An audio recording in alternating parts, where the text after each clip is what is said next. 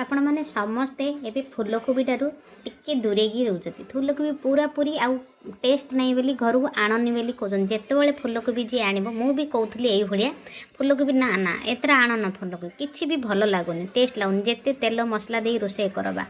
आउ रुचि लगुनि आउ जहाँ किसी कले भी ताकू आइटम बनैले भी से भी किसी मजा आसुनी।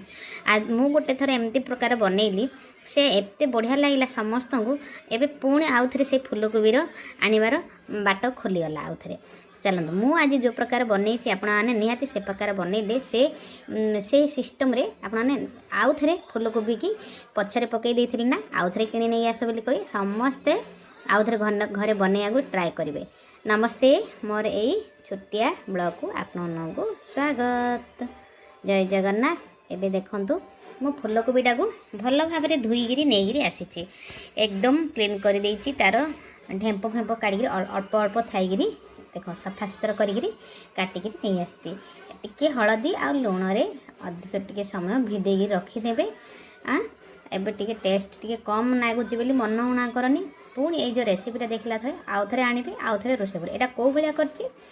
पूरा फास्ट लास्ट पदे देखिए किसी भी मझे स्किप करेंगे है। जदि स्किप करदे ये पूरा पूरी सिक्रेट अच्छी आ ट्रिक अच्छी आपण मैंने ये टेस्ट किसी उणा अधिक हो पार मत से किसी दायी देवे चलो एबे देख मोर आपण सहित गोटे कथा कहूँ ये जो गोटे रसुण मुंडारे आर टेस्ट डबल कर देइछि। मु पूरा पूरी बड़ बड़ दुईटी साइज मु नहीं तो फूलकोबी मु दुई मुंडा रसुण खाली नेली ये आउ किछि मु मिक्स करिनी खाली रसुण ही मिक्स करछि गोटे रसुण ही आमर टेस्ट जबरदस्त कर देइछि एकदम पेस्ट करी नहीं आसिली रसुण को रसुणर काम सरिला पेस्ट करिवार आउ एथिरे अधिक मसला नहीं मात्र गोटे जिनस ये टेस्ट डबल कर देइछि। हेले आम कौन करवा ताको टिके बांफ दबा माने टिके हल्का सिझेबा 50 ରୁ 70% पर्यंत बेसी भी सिझे देवेनी या आम लुण टिके आउ हलदी गुंड देगिरी आम अल्प सिझे नवा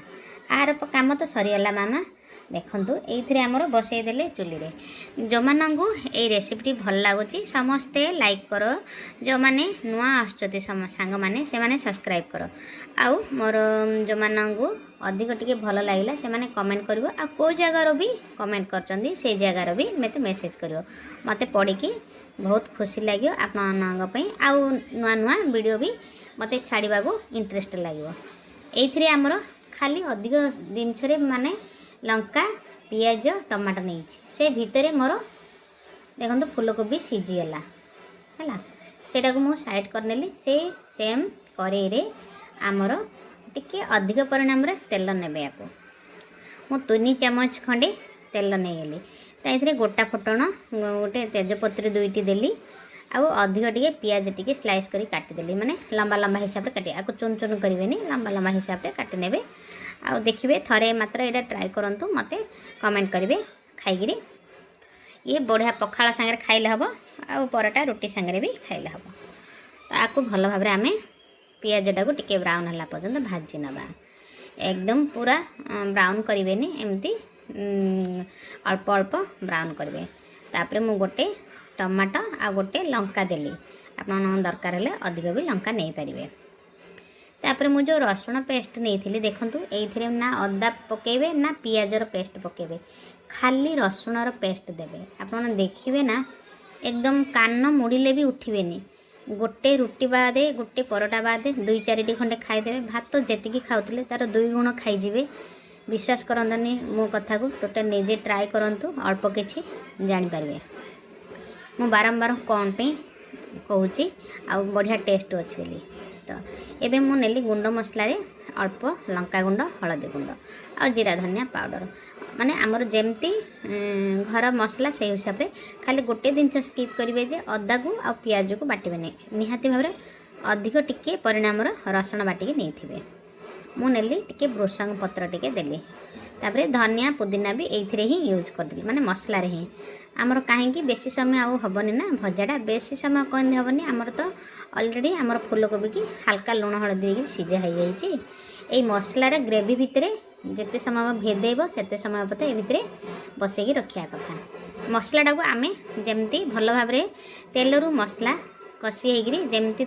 मसलू तेलटा देखा से भाया से समय पर्यंत भाजी ने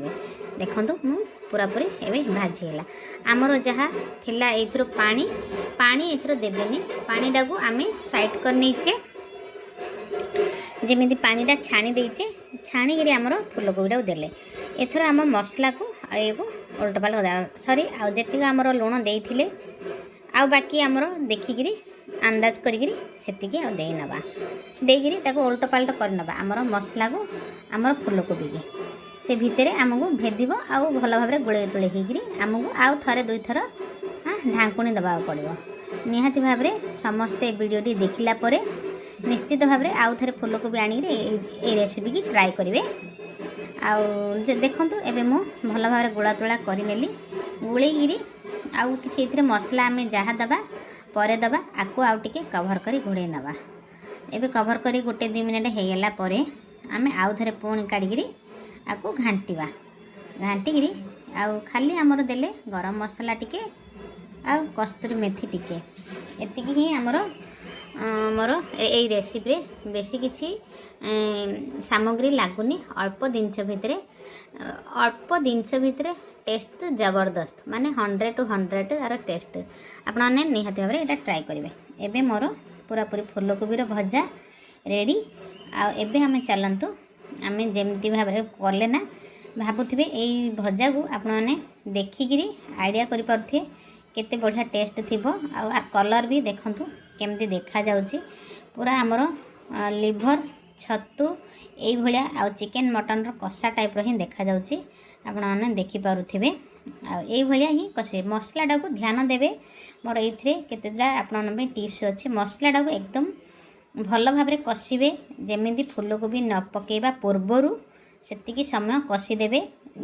तापर जाइए आम फूलकोबी पकईकि आउ 2-4 थर घोड़ापड़ा करी आम फूलकोबीटा को करवा एबे खाली मोर गरम मसला देली कस्तूरी मेथी देली तापर आउ थर भी ढांकुणी पकईदेली एबे मोर ऑलरेडी हो गलानी आपको आम एबे बाहर करिकी सर्व करवा देखो एबर मोर हो फूलकोबी एकदम देखिए केमती देखा जाउछि आपन देखि पारुथिबे तो मु कहबिनी आपन देखिकी जानीपारुथिबे देख मु आपन पाखु नहीं आसी टे देखई दूची केते बढ़िया तार लुक अच्छी आउ भाभी पारिबेनी आपन ए बढ़िया टेस्ट भी सेमती लागुची मु करिगिरी एटा बेसी थर खाइलिनी आपन भी थरे मात्र मु शेयर करी बोली भाबिगिरी शेयर करनेली एटा निहाती भाव रे फूलकोबी आउ भल लागुनी बोलिकी न आनिकी रखंतुनु एबे आउ थे नहीं आसतु पुणी आउ थे यही भाया ही मु जो प्रकार बनैली से प्रकार ही बनातु बनइबे मते कमेंट कर कहिबे आउ थे पुणी नेक्स्ट नुआ ब्लॉग को आपन अपेक्षा थे जय जगन्नाथ जय जगन्नाथ।